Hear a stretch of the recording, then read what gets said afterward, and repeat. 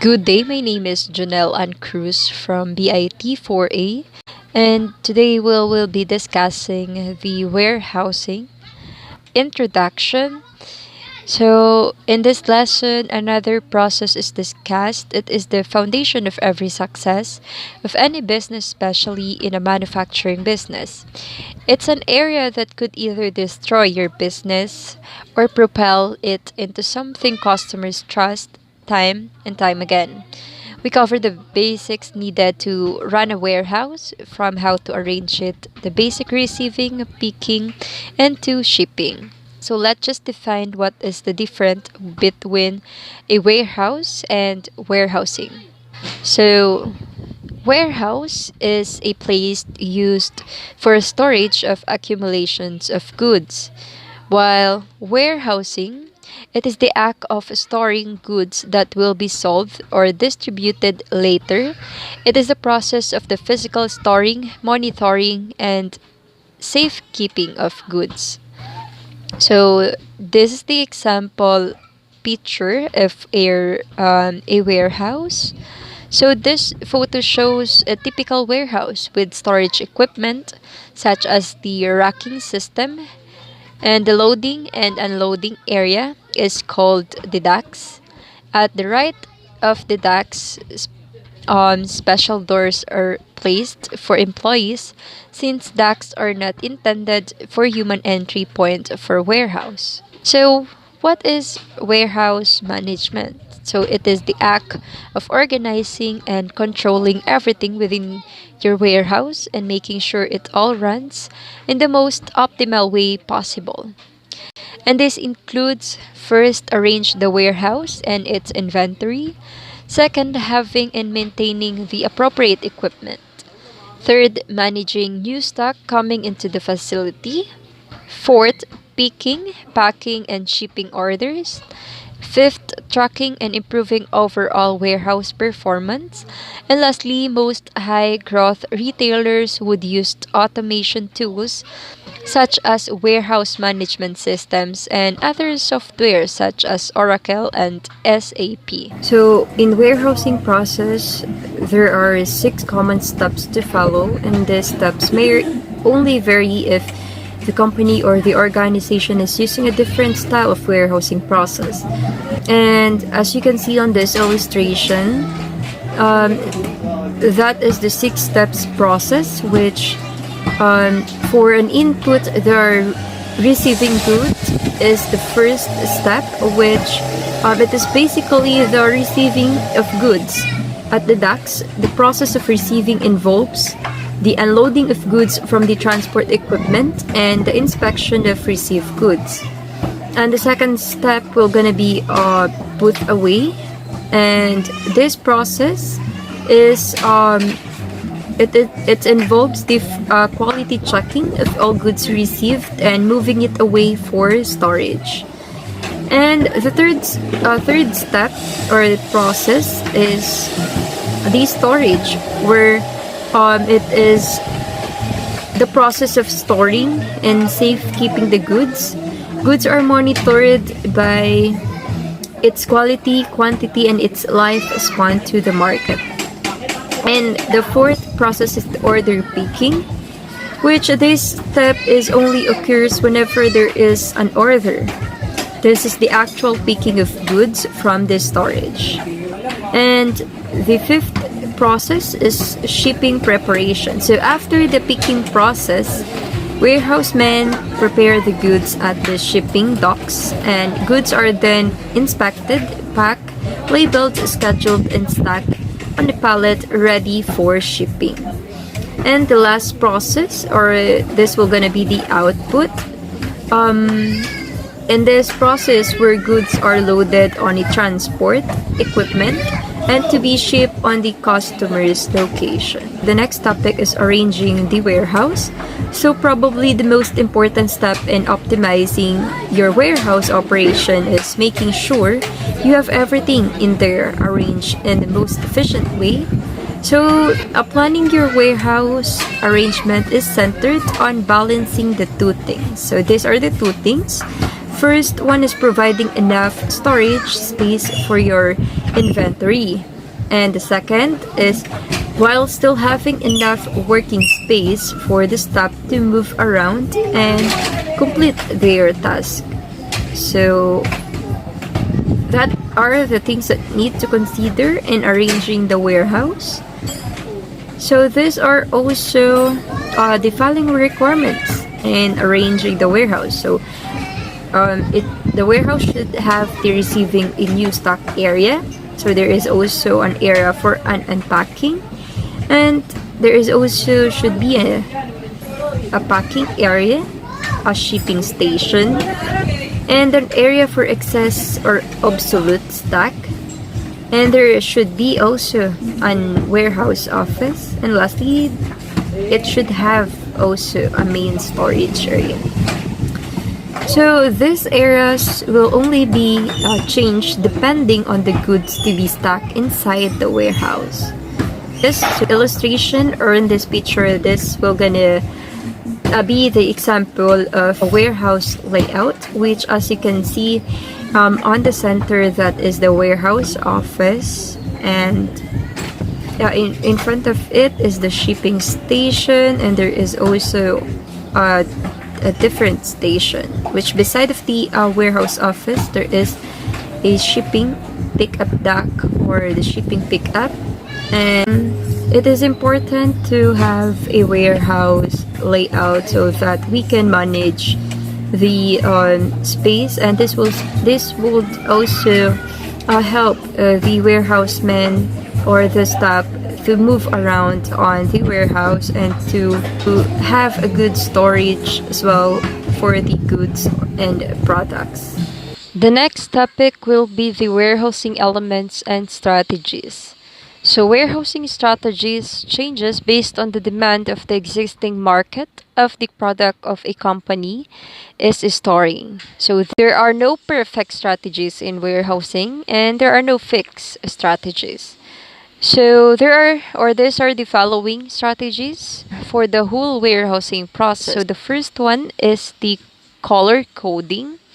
So this strategy helps the warehouse identify the condition and whereabouts of the goods in the stocks. Second is the use of software and latest logistics technology. So if a business owns the best quality of machines, equipment, and best warehouse site, they have the competitive advantage. So software such as warehouse management systems or even barcode increases productivity. And the third one is replenishment. So this is a common strategy in all warehousing. So this strategy basically monitors all the stocks of the warehouse and treat it with a periodic inventory approach. So a periodic approach is when all goods in the warehouse are checked time to time. And fourth one is the ABC classification. So this strategy basically classifies products into three. So these are goods A for goods that have high value, goods B for goods that have an average value, and lastly goods C, which has or this is usually obsolete or have the lowest value. And the fifth strategy is managing or order release process. So the goal here is to maximize the volume of orders you can ship accurately in a day. To gain efficiency, try and group processes. So try to do peak runs in the warehouse and coordinate the staff and equipment resources to get the job done more efficiently. Seventh is cross-stacking. Business tend to use cross-stacking to increase the productivity of the operations. So this illustration will show us the a process of cross-stacking. So on the left side, it's showing as the without cross-stacking process, which the goods are loaded to the transportation equipment, and it will go straight to the delivery address of the customer without thoroughly inspecting the product. While on my or while on the right side, it this illustration will showing the with cross docking, which um, in this process transportation facilities will deliver the goods and sort it first at the distribution centers, then this will go to the retail stores or customers. Okay, number 8, basic labeling. So the best way to label goods in a warehouse is by using simple alphanumeric combinations.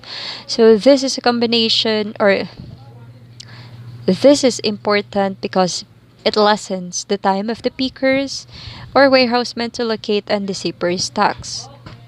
So, in illustration below, on the on my left side, which is the simple labeling strategy. So, assuming that this illustration will tackles about the clothing.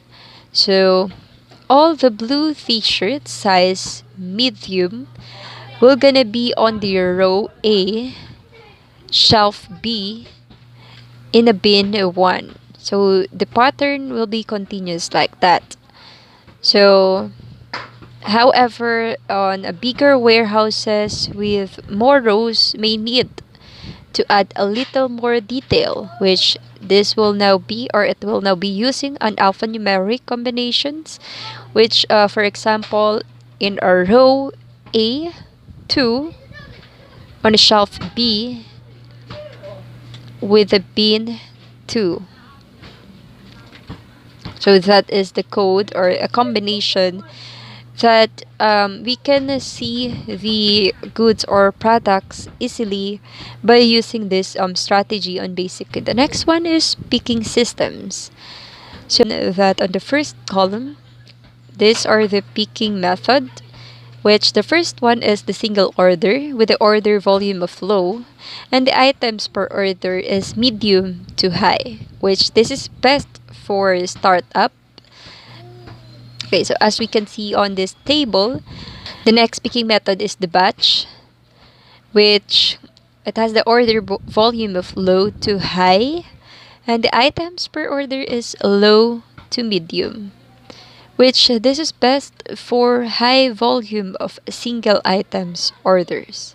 The next method in a picking system is the zone picking, which it has the high order volume with the low to medium items per order, and this will gonna be best for how volume with a lot of products per order. And this method is great to prevent confusion to the pickers. It prevents multiple pickers on one area, but it can create a slight delay in shipping as each other needs to be passed around the warehouse. And lastly, on the picking method is the wave picking, which it has the medium to high order volume and also a medium to high items per order. And this will gonna be best for high volume with the multiple items per order. The next elements and strategies are the packing. So okay, so we have learned on the previous topic that about packing or packaging that it is an opportunity to make completely sure that we're sending the right products at the right customers and in the most efficient way. So there are things to consider in packing a process. So the first one is the box size. Besides from the weight of the package, the size of the box contributes to the cost of the business. Is the packing materials. So choosing the most appropriate packaging material to a product is an essential element in the packing process because it keeps the product protected during transit, minimizing the damage and weight to the package. So there are common packing materials to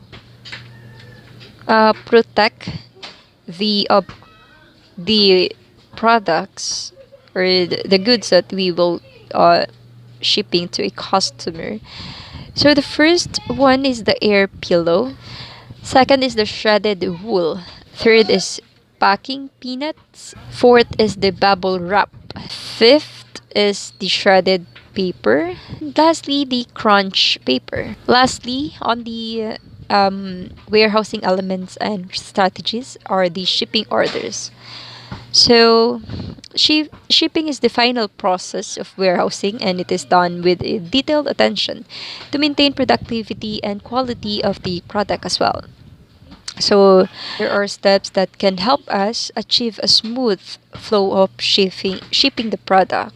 So the first one is the weight the package. So weighing the package is important since it determines the cost of the package in shipping. And also, second is print out relevant shipping labels. So documents such as weigh bills, sales invoice, delivery receipt, etc. are important since it provides the initial information about the package that we are shipping. Third is marking order. Some businesses use computer software to maintain the record of their products, especially those that are to be shipped and on the process of shipping. And lastly, send out shipping confirmation. So this is usually done by logistic personnel to notify people in charge that an item will be shipped. This is essential since it gives a go signal when to ship, where to ship, when to receive the item or product. And that's all for today, and thank you.